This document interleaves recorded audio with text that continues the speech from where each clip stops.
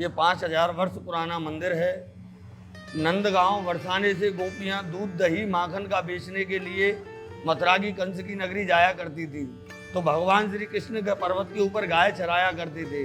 आज के समय में जो रोड टैक्स मांगा जाता है, जिसको कहते हैं टोल टैक्स, उस समय पे भगवान श्री कृष्ण गोपियों से दूध दही माखन का टैक्स लिया करते थे।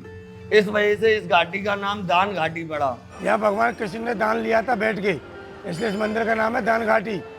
यहाँ साधु संतों की सेवा के लिए दान होता है और गौशाला के लिए दान होता है। यहाँ से जो मोस्टली लोग जिनको एक लैंडमार्क है वो यही है दान घाटी।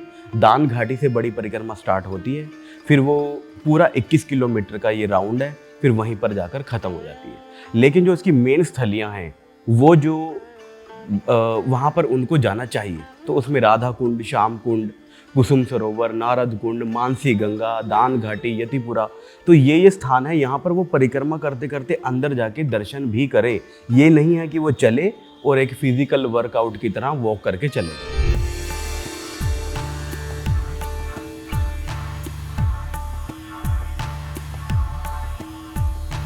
भगवान के दर्शन करते करते हमें यहाँ कुछ बनता हुआ दिखाई दिया, तो हमने सोचा कि थोड़ी बात कर लेते हैं। ये क्या बन रहा है यहाँ पर? ये भगवान का प्रसाद बनता है। भगवान ने गोवर्धन को उठाया था कन्नी उमरिया पर, और 7 दिन और 7 रात उठाया था। उनको जो है कहा है अन्न जल नहीं लिया उनने, 7 दिन तक अन्न जल नहीं लिया। 7 दिन के 7 रात के 7 दिन के 56 भोग होते हैं। 56 भोग का मिष्ठान भंडार भोग प्रसाद पाया है।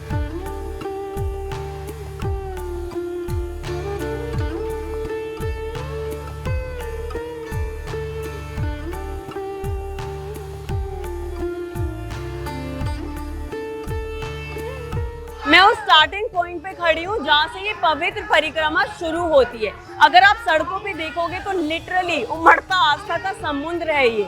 यहाँ पर कई लोग इस परिक्रमा को नंगे पांव कर रहे हैं और कुछ लोग दंडवत परिक्रमा कर रहे हैं। दंडवत परिक्रमा क्या होती है? जब आप पूरी बॉडी को लिटाकर उसके बाद इस पर्वत की परिक्रमा को पूरा करते हो।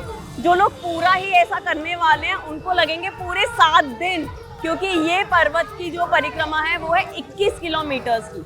अदरवाइज एक ऑल्टरनेट ऑप्शन ये है कि आप 7 बार लेटिए और उसके बाद पैदल पैदल इस परिक्रमा को पूरा करिए।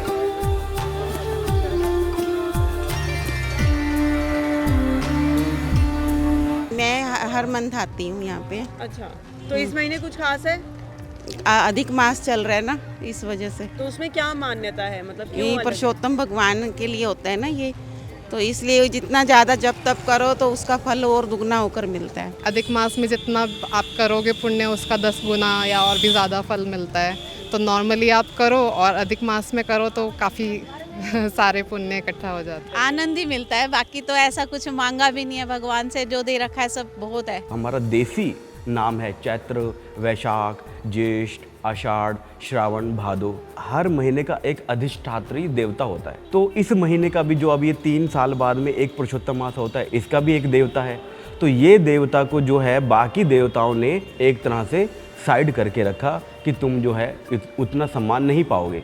फिर ये जो हैं भगवान कृष्ण के पास जाते हैं कि मेरा कोई उपाय कीजिए। तो फिर वो बोले कि तुमको मैं अपना नाम दूंगा।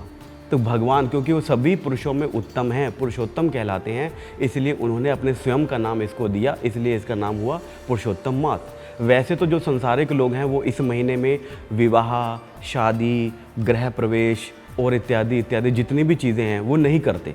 वो समझते हैं कि इसमें उसका जो रिज़ल्ट है वो ज़ीरो आएगा। लेकिन जो भक्त लोग हैं वो इसको एक एडवांटेज के रूप में लेते हैं। तो ये जो महीना है इसमें आप जितना नाम करोगे भगवान का, तीर्थ भ्रमण करोगे, परिक्रमा करेंगे, भगवान के दर्शन करेंगे, साधु संतों का दर्शन करेंगे, उनके उपदेश सुनेंगे, उन सभी चीज़ों का जो फल है वो अन्य महीनों की तुलना में अधिक मिलता है। बिना बंसी वाले के करवाएं तो कुछ होता नहीं, अपने हाथ से तो कर जो अगर वो सहारा देखो तो हम चले जाएंगे हैं, और नहीं देखो तो हम बैठ जाएंगे यही।